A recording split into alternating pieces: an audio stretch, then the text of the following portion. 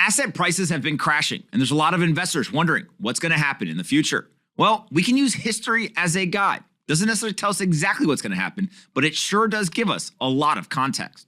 Chris Dixon is one of those investors who's been around through multiple market cycles. He recently had a tweet thread that explained exactly what his thoughts were around the 2008 global financial crisis and how it had an impact on various technologies and companies that were built. Here, he starts it off and he says, there's a lot of talk lately about the possibility of a prolonged financial downturn reminiscent of 2008. 2008 was a difficult time for many people. But from a startup perspective, 2008 and the following 3 years turned out to be a golden age. Apple released the iPhone in 2007 and the App Store in 2008. By 2009, talented founders, they were pouring in. Most of today's top mobile apps were created by companies founded between 2009 and 2011, including Uber, Venmo, Snap, and Instagram. In retrospect, that era was propelled by a combination of 3 powerful trends: social media, cloud computing, and the rise of smartphones. Independent product design spaces are multiplicative.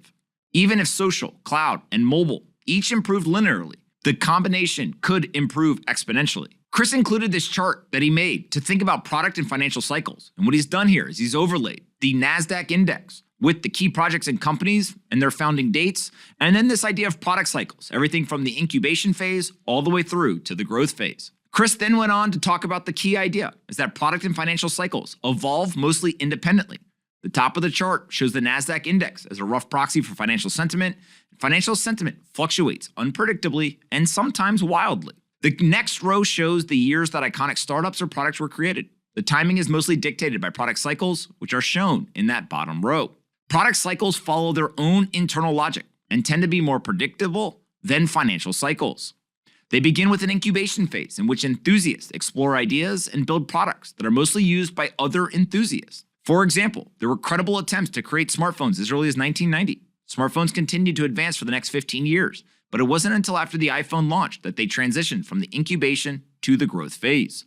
The growth phase starts when the right mix of technology, talent, and community knowledge comes together. It's driven by reinforcing feedback loop between infrastructure and applications. For example, as the iPhone improved, better apps were possible. Better apps helped drive iPhone sales, giving Apple more money to invest, enabling even better apps, and so on. The tech industry is very different today than it was in 2008. A handful of tech incumbents dominate the internet, exerting vast economic and cultural influence. Entrenched interest aggressively respond to new movements that might someday threaten them. He believes that crypto and Web3 will be at the center of the next cycle, that they've reached a critical mass of technology, talent, and community knowledge. In the almost 10 years since he's been involved in the space, the energy and creativity has never been higher. Chris then goes on to talk about if we are headed for an economic downturn, there are some tactical lessons from the 2008 era, namely preserving capital and staying focused on your long-term vision. But the main lesson is to ignore the noise and stay squarely focused on the product cycle. So I think that Chris has got some really interesting ideas here, and many of them I agree with.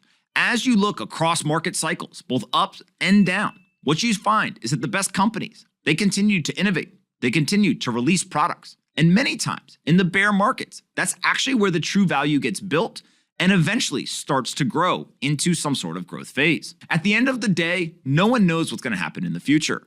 We don't know where many of these technologies are going to be built, which ones will be adopted on a global basis, and what the actual impact of the innovation is. But what we do know is that the market cycles are a natural part of how the world works. There are good times and there are bad times. There's reasons why we get the good times and there's reasons why we get the bad times. If you want to spend most of your time trying to analyze why the good and bad times happen, you can do that.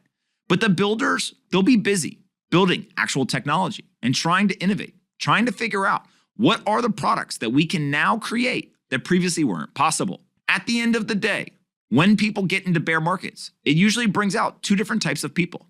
Some people are trolls and they simply end up attacking everyone else. Others are builders and they put their heads down, they focus, and they start creating more and more value. One of the beautiful parts of bear markets is that they always end. And at the end of the bear market, what we find is who was doing the work and who was just chirping on the internet. As we continue to watch this bear market play out, looking back in 2008, in the 2000 tech bubble, or many other market cycles that came before it, we can learn a lot of different lessons. But what you find is that many of those lessons are timeless. Make sure that you have the capital to weather the storm. Make sure you stay focused on actually building true innovation and creating products that people love.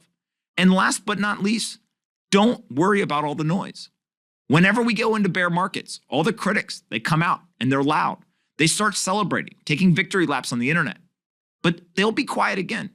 They'll be quiet once the bear market ends. And they begin to realize that this technology is real and that people around the world are adopting it. So if you're a builder, keep your head down and stay focused. If somebody is chirping, leave them alone. Bear markets end and technology cycles continue. True innovation doesn't care what people on the internet are saying.